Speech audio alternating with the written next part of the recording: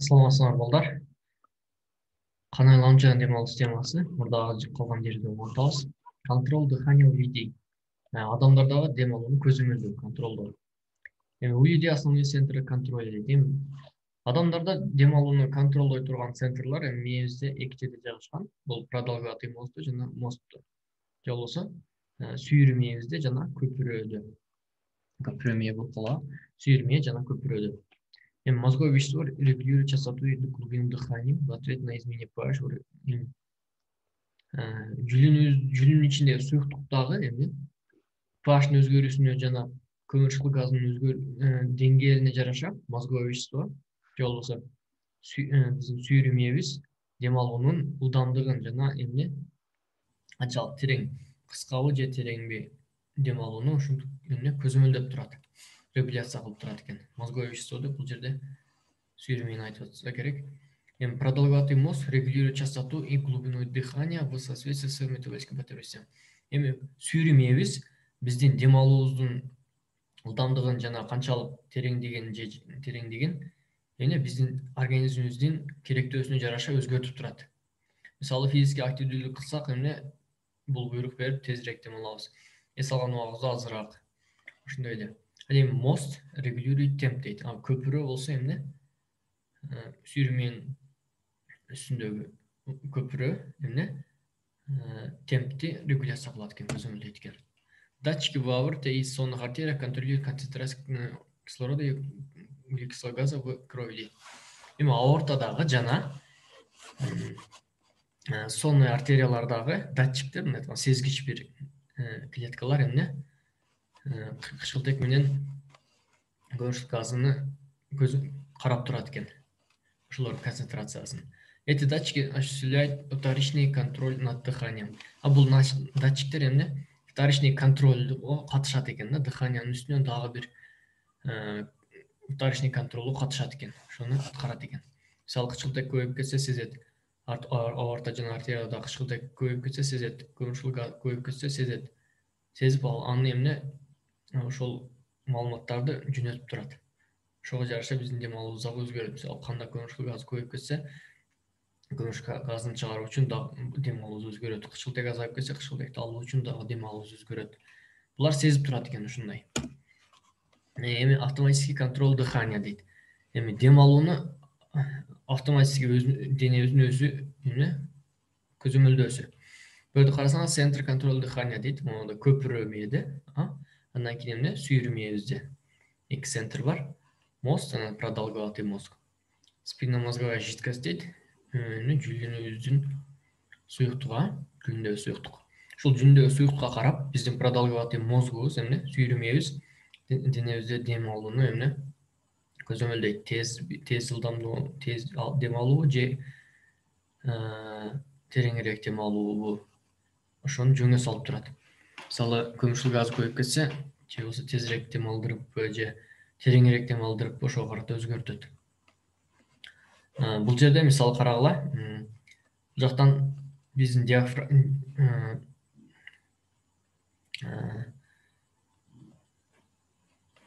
бул жактан сигнал чыгып, мисалы, продолговатый мозгтон сигнал чыгып, бул жердеги биздин межреберный кабыргалардын арасындагы булчуңдарга сигнал келет экен дагы, анан диафрагмага сигнал келет экен дагы, дем алуубуз тездеши мүмкүн. Ушулар тезирээк иштеп, же болбосо жайыраак иштеп, дем алуубуз жайлашы мүмкүн. Ушул ушинтип контролдойт экен. Ал сонная артерия аортадагы ошол көмүрчүлүк газынын кычкылтектин концентрациясын сезе турган клеткалар, булар сезип ошол маалыматтарды буяка центрларга жөнөтүп турат экен. Ошого жараша бул продолговатый мозг буйрук жөнөтүп, дем алууну ылдамдатып, же жайлатып, же тереңирээк, же жайыраак дем алдырып турат экен. Ушул схеманы чигип үйрөнүп алсаңар жакшы.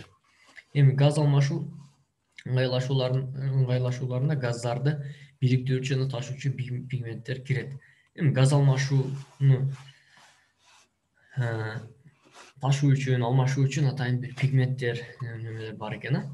Көптөгөн организмдердин метаболизмге болгон муктаждыгы үчүн кан, кычкылтек жана көмүрчүлүк газын көп көлөмдө ташуусу керек. Метаболизмге керек кээ бир организмдер көп кычкылтек колдонот, кээ бирлер аз мисалы. Ошого жараша қандағы эмне көп жалғыз мындай алып жүрүүбүз керек экен. Кровь, поступающая в легкие, имеет низкое постоянное давление кислорода и высокое постоянное давление углекислого газа относительно воздуха в альвеолах. Эми өпкөбүзгө келген канда эмне денебизден көмүрчүл газын алып өтө көп эмне көмүрчүл газынын өтө көп парциальный давлениясы болот экен. Эми кычкылтекти берип кычкылтек аз кан келет да. Ошол эле учурда канда демек өпкөгө келген канда кычкылтектин парциальный давлениясы аз болот экен. Анан биз дем алган канда дем алган абада парциальный давлениясы кычкылтектин көп болот дагы. Ошол жактан кычкылтек көп болгон чөйрөдөн биздин каныбызга анан кычкылтек сиңип кирет. Ал эми каныбыздагы өтө көп болгон көмүрчүл газы диффузия менен жылып эмне давление менен жылып өпкөгө кирип өпкөдөн анан сыртка чыгып кетет. В альвеолах кислород диффундирует в кровь, а карбон диоксид в воздух дейт. Альвеолдордо кислород канга кирет, ал эми көмүрчүл газы абага аралашып сыртка чыгып кетет. В тканевых капиллярах градиенты парциального давления способствуют диффузию кислорода в интерстициальной жидкости углекислого газа в кровь. Эми ткандардагы капиллярларда эмне кычкылтек кан менен барып клеткаларга жылат диффузия менен, ал эми көмүрчүл газы клетканын астына суюктуктардан эмне канга жылат, ошентип алмашат. Эми дем алуу газдарынын эми алып берилүүсү. Ягын карагыла, клеткада анан эки жактагы клеткаларда альвеолдорду карасаңар, альвеол өтө көп кычкылтек дем алганда келет. Ошол жерден кычкылтек эмне канга берилет. Канда кычкылтек ташылып эмне ташылып клеткаларга барып, мисалы 100% келди. Бул жака берилип, кычкылтек берилип 100%дан 40%га түштү, азайып кайра келип эмне кайра 100%га толуп, ушинтип эмне кычкылтекти берип айланып турат экен каныбызда. Эми көмүрчүл газын алайлы. Көмүрчүл газы өпкөдө клеткалардан, мисалы клеткалардан баштайлы. Клеткаларда көмүрчүл газы берилип кан менен келип эмне көмүрчүл газы кан менен келип өпкөгө келгенде көмүрчүл газы көп да бул жакта. Ал эми өпкөдө аз. Өпкөгө көмүрчүл газы чыгып кетет экен дагы, чыгып эмне кайра бирок бир канча көмүрчүл газы канда калат экен. Кайра келип ошо көмүрчүл газын клеткалардан алып, ушинтип канда айланып турат экен. Кычкылтек менен көмүрчүл газы. Эми респираторные пигменты дейт, дем алуу пигменттери. Дыхательные пигменты, белки, приносящие кислород, значительно увеличивают количество кислорода, переносимого в кровь. Эми кандагы дем алуучу пигменттер дедик, дем алуучу кандай пигменттер бар? Ошол пигменттер абаны ташууга дагы эмне ташууну дагы ыкчам тез жакшы кылат экен. Көбүрөөк абаны ташууга жардам берет экен. Членистоногие и многие моллюски содержат гемоцианин медиу, качество компонента связывающего кислорода дейт. Членистоногийлерде жана моллюскаларда эмне гемоцианин деген мед курамында мед бар эмне биологу бар экен. Булар эмне кислород ташууга жардам берет экен. Поясничный позвоночник некоторые используют омурткалар, анан кээ-бир омурткасыздар эмне гемоглобинди колдонот экен. Гемоглобинде эмне курамында темир бар. Гемоглобин бул болсо эмне кычкылтекти ташыйт. Членистоногий моллюскаларда гемоцианин болсо, бизде эмне гемоглобин экен. Гемоглобин эритроциттердин ичинде, баягы айтып өттүк, мурунку сабакта. Гемоглобин одна молекула. Эми гемоглобинди карайбыз. Кантип ташыйт, кантип ошол механизм жүрөт. Одна молекула гемоглобина может нести 4 молекулы кислорода дейт. Эми бир гемоглобин молекуласы 4 кычкылтекти өзүнө кармап ташый алат экен. Кривая диссоциация гемоглобина деген ушундай бир график болот. Ошондо показывает, что небольшие изменения парциального давления кислорода может привести к значительному изменению доставки кислорода. Ушул дем алуубузду биздин жашообузга же болбосо керектүүбүзгө карата ушундай кривая диссоциация гемоглобина чыгарсак, гемоглобиндин кычкылтекти алып берүүсүнүн бир графигин чыгарып ошону карасак, кичинекей эле кычкылтек чөйрөдө өзгөрүүсү биздин организмде көптөгөн өзгөрүүлөр алып келүүсү мүмкүн экен. Эми карайбыз. Көмүрчүл газы, образующийся во время клеточного дыхания, снижает pH крови и снижает средство гемоглобина кислорода дейт. Биздин клеткаларыбыздан бөлүп чыгарган көмүрчүлүк газы, клеткаларыбыз бөлүп көмүрчүлүк газы, эгер канда көбөйүп кетсе, бул эмне кылат экен? Канын снижает pH крови, канын pH'ын азайтат экен. Ошол эле учурда эмне кылат экен? Гемоглобиндин кычкылтекке болгон байлануусун эмне азайтат экен. Мисалы, денебизде дем албай турсак же болбосо бир катуу иш кылсак эмне кыйналып кетебиз да, себеби көмүрчүлүк газ көбөйүп кетти. Кандагы pH дагы азайып кетти. Ошол эле учурда гемоглобиндин кычкылтекке болгон байлануусу азайып кетти. Ал эми гемоглобиндин кычкылтекке болгон байлануусу азайган, демек кычкылтек азыраак ташыла баштады деген эмне? Это называется сдвигом Бора дейт. Көмүрчүлүк газы көбөйүп, pH түшүп, анан гемоглобиндин кычкылтекке болгон байланышуусу азайса, муну эмне сдвиг Бора деп коет экенбиз. Гемоглобиндин молекуласынын сүрөтү карасаңар, буда эмне? Ушундай 4 ушундай полипептидден турат экен, Б цеп, А цеп деген эки цеби бар экен. Ушул жерде темир бар. Темир эмне? Булардын эмне? Кычкылтек ташуусуна жардам берет. Ушул гемоглобин 4 кычкылтек молекуласын эмне? Өзүндө ташый алат. Кривия диссоциации гемоглобина при 38 градус Цельсий дейт. Эми ушул график эми 37 градус Цельсийдеги эмне биздин кан гемоглобиндин кычкылтекти алып берүүсү да. Могул жакка карайбыз эми.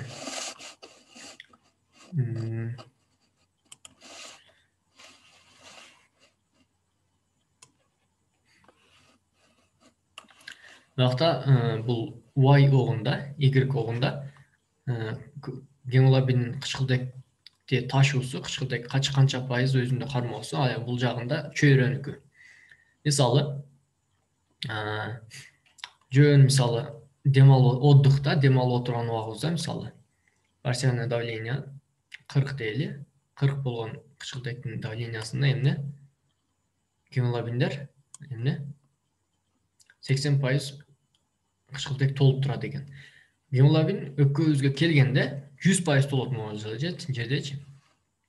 100% толуп келип, анан кийин эмне? Клеткаларга келгенде 20%-ын 100%-ын 20%-ын клеткаларга берет экен да, бул жактачы. 80% өзү эмне? Толгон бойдон жүрө берет экен. Ал эми физикалык активдүү убагыбызда, эмне активдүү иш кылып аткан убагыбызда эмне 20% эле толуп жүрөт экен. Себеби көп пайызын эмне клеткаларга берет. Өпкөбүзгө келип 100% толот гемоглобин. Толгондон кийин, келгенден кийин 100%-дын 80%-ын эмне клеткаларга, булчуңдарга берет, дагы 20% эле өзүндө кычкылтек калат экен.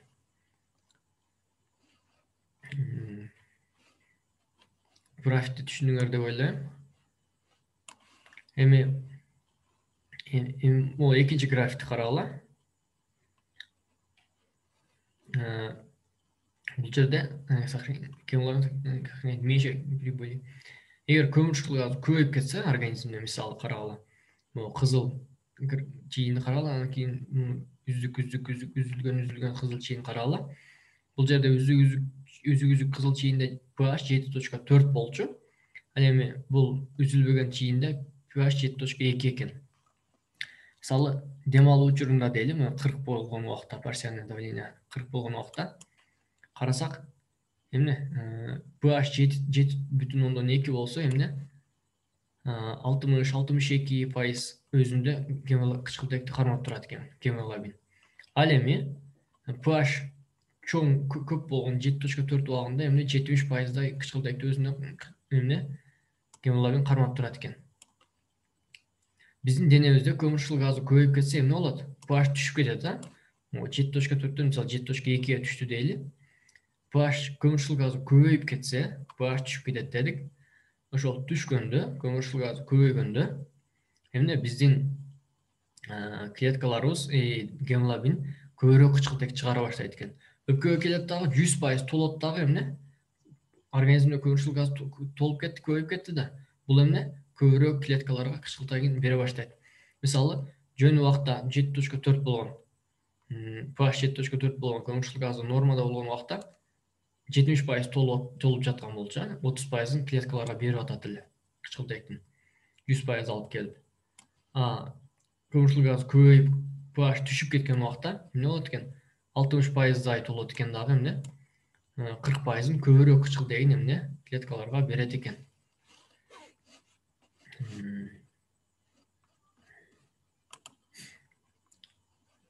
Ушул график, бул графикти түшүнүп алгыла. Жакшылап карап, Тейлордон китепте да болсо керек. Түшүнбөсөңөр Телеграмдан сурагыла. Эми транспорт углекислого газа дейт. Эми көмүрчүл газ кантип эмне ташылат? Гемоглобин также помогает транспортировать углекислый газ и способствует буферизации дейт. Эми гемоглобин дагы эмне көмүрчүл газын ташууга эмне жардам берет экен. Жана эмне буфер канды буфер кылууга дагы эмне катышат экен. Жардам берет экен. Углекислый газ из дышащих клеток диффундирует в кровь и транспортируется либо в плазме крови, связанной с гемоглобином, либо в виде ионов бикарбоната. Эми көмүрчүл газ кантип ташылат биздин каныбызда? Ал эки түрдүү болушу мүмкүн экен. Биздин плазмабызда гемоглобинге байланып дагы ташылуусу мүмкүн экен, бирок өтө аз бөлүгү. Көп бөлүгү, өтө көп бөлүгү эмне? Бикарбонат иондорунун, карасаңар көмүртектин эмеси турат. Молекуласы турат. КО болуп. Бикарбонат иондорунун формасында ташылат экен. Эки түрлүү, бикарбонат иондору болуп өтө көп түр көмүрчүл газ ташылат экен. Бир аз бөлүгү гемоглобинге байланып ташылат экен. Мисалы транспорт углекислого газа в крови дейт. Эми кандагы көмүрчүл газдын ташылуусу. Денебиздеги клеткалардан көмүрчүл газ чыкты, андан кийин капилляларда өттү канга.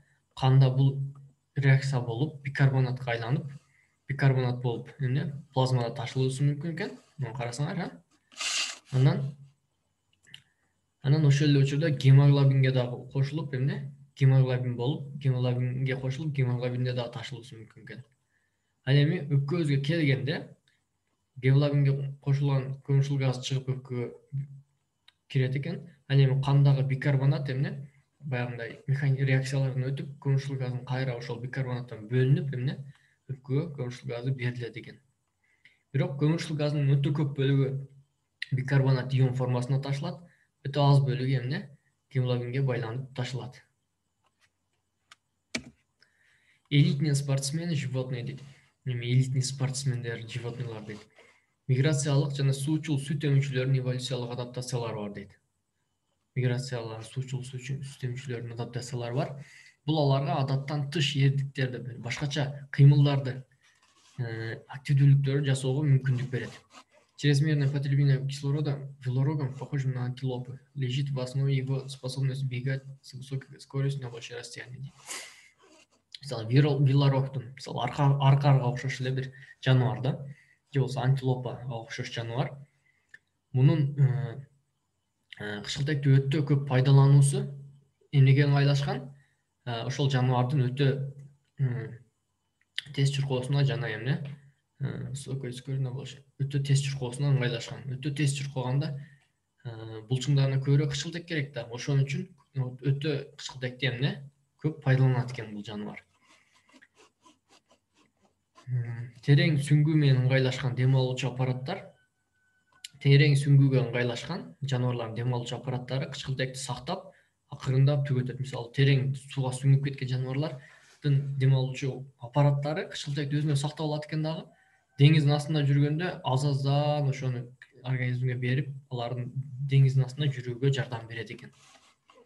Бул велорог антилопаларды эмне дем алуучу аппараттар эмне кычкылтекти өтө тез алып берет экен. У тюленей увидела высокое соотношение объема крови к объему тела дейт. Они могут накапливать кислород в своих мышцах в виде белков миоглобина дейт. Эми тюлен увидел дегендерди эмне дегендердин канынын объемуга болгон, канынын дененин объемуна болгон эмне катышы көп экен. Муну кантип түшүнсөк болот? Каны, мисалы, бизде 50 килограммдык же болбосо 70 килограммдык адамда мисалы 5 литрдей каны болсо, булардын 50 килограммдыгы да андан көбүрөөк да. Каны көп экен, значит. Каны көп экен дагы булар эмнеге жардам берет? Булардын көп болгондугу эмне кычкылтекти сактап турууга эмне жардам берет экен. Кычкылтекти жакшы пайдаланууга жардам берет, себеби тюлендер суунун астында жүрөт да. Анан они могут накапливать кислород в своих мышцах. Ошол учурда каны көп экен сууда жүрүү үчүн да. Экинчиси эмне? Булар булчуңдарында миоглобинге кычкылтекти эмне сактап кое алат экен. Анан гемоглобин 4 молекула кычкылтекти ачылса, миоглобин 2 молекула кычкылтекти эмне сактап тура алат. Түлөндөрдүн ушундай ыңгайлашуусу бар экен, билип алгыла. Каны көп экен, анан эмне булчуңдарында миоглобинге кычкылтекти сактап кое алат экен.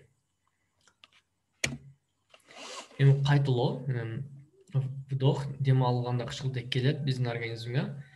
Келип, селканы карагыла, келип канга берилет, кандан жүрөктүн өпкөгө барып, өпкөнүн анан жүрөккө барып, жүрөктүн сол тарабынан денебизге клеткаларга берилип, клеткаларга келип, кычкылтек көмүрчүл газ алмашып, көмүрчүл газды жүрөктүн оң тарабына келип, оң тарабынан анан өпкөгө келип, кайра эмне выдох болуп сыртка чыгып кетет. Ушинтип эмне дем алуу бизде вентиляция жүрүп турат. Ушул эмени да билип алсаңар, чийип билсеңер жакшы болот. Шуну менен сабагыбыз дагы аяктайт экен. Экзамендерге даярдангыла, суроолоруңар болсо кайрылгыла Телеграмдан.